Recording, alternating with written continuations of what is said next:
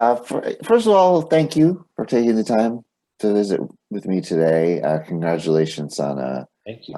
very inspiring story, um, told with just pitch perfect tone.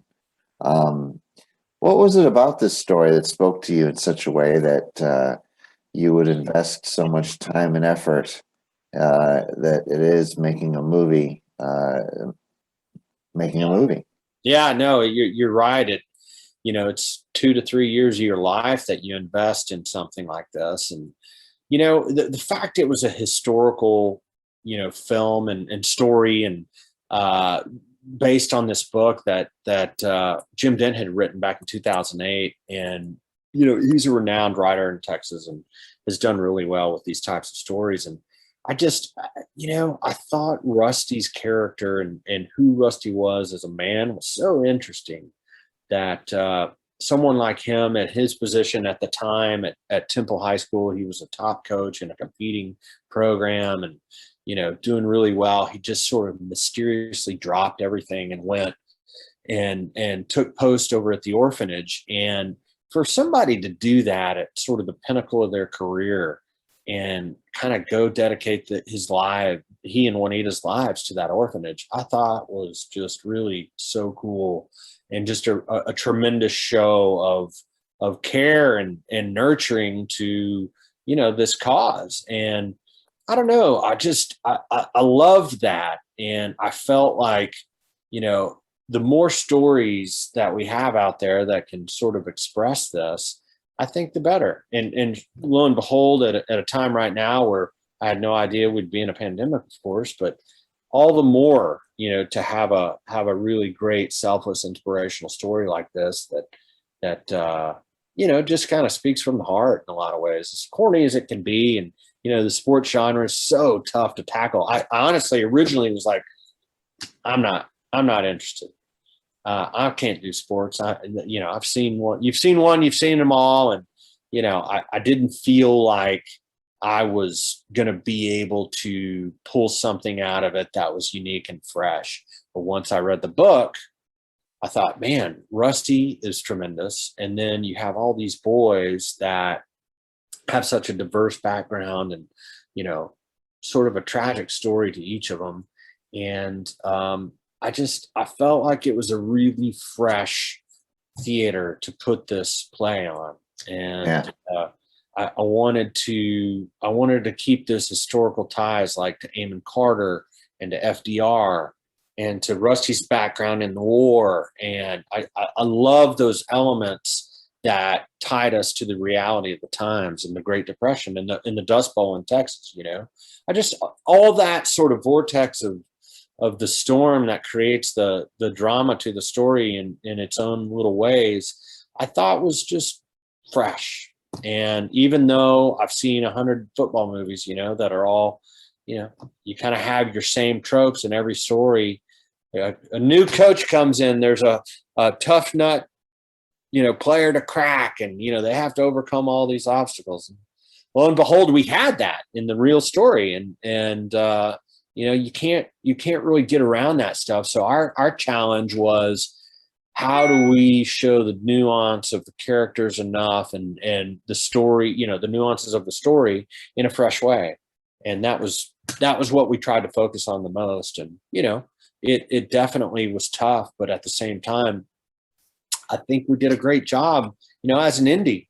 We're just an indie film company out Yeah. of Austin. We tied in with some good partners later on, but we did it all Well, on our own, so that was cool. well, what's interesting about the sports movie is it's usually about something much more than sports, Yeah. and sports can be such a good metaphor.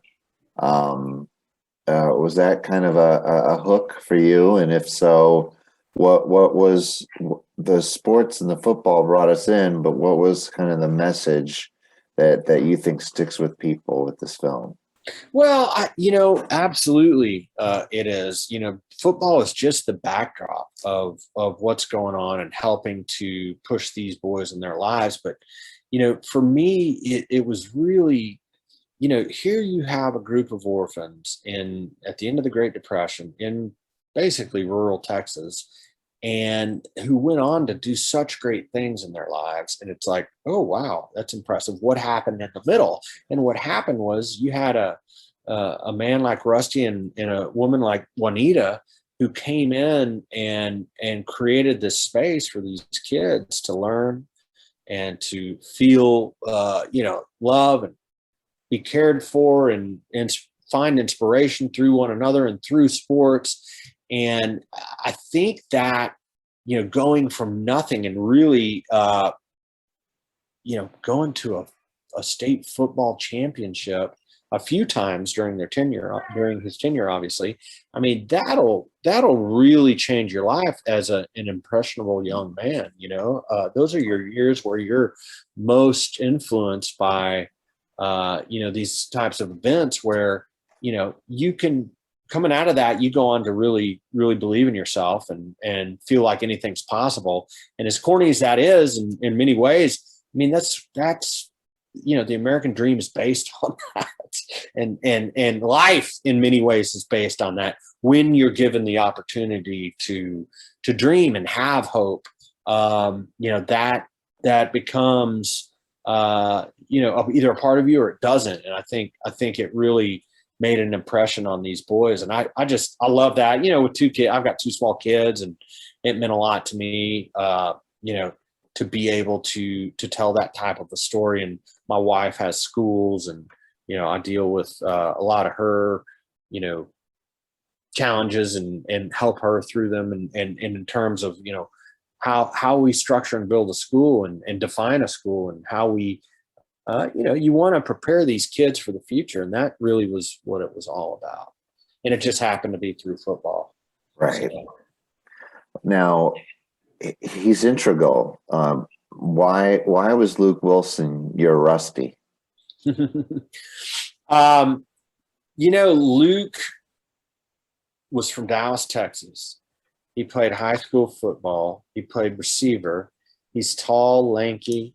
He's intelligent. He's intellectual. He's stoic in his own way, but he's also pretty quirky and funny. And it was just like, if you read a, short bio on Rusty, you would catch those phrases in there. He grew up in Brownwood, Texas. He was a tall, lanky, sort of bookish guy in some ways, but tough as nails from West Texas. And it just fit perfectly well. And, Luke is a big sports fan. And before I even approached him and talked to him about the book and whatnot, he had told me he had read some books on coaches and was real intrigued by the process of coaching in general. And so, it was sort of meant for him to do this role. And I just loved his performance in it, and his just subtleness to it, and his sort of stoicness to it. But at the same time, he still has his character and has his nuance of, and his humor to a degree, And so, it was just a wonderful collaboration with him. And I worked with him a lot. We listened to a lot of tapes of Rusty, a little older in his years, so he was a little gruffer. And boy, he was a good old boy. and we didn't take it that far. He was the type that would talk to you like this. Just like someone growing up, like what I remember my granddad and grandparents' friends, would talk like growing up around rural Texas. But Luke and I talked about that accent. He was like, man, I just don't think we have to do it that much. I was like, I agree. I totally agree. And we had a few talks about it. And when I picked him up at the airport, a week or 2 before we were going to start shooting, I didn't really know where he was going to go with it. We started rehearsing. It was just real subtle, he pulls it off in a way that's super believable. It's not overdone. And I commend him for doing it that way, just because, you never know what you're going to get. Right. Right. Exactly. You might get someone to overcook it, and that's not good. Right. Well, Ty, you did not overcook this by a long shot. Thank you very much for your time, and all the best to you. And hopefully we can chat again one day. Anytime, man. Well, thank you for your time and interest. I appreciate it. All right. Thanks so much. Take care. Yeah, you too. Take care. Bye.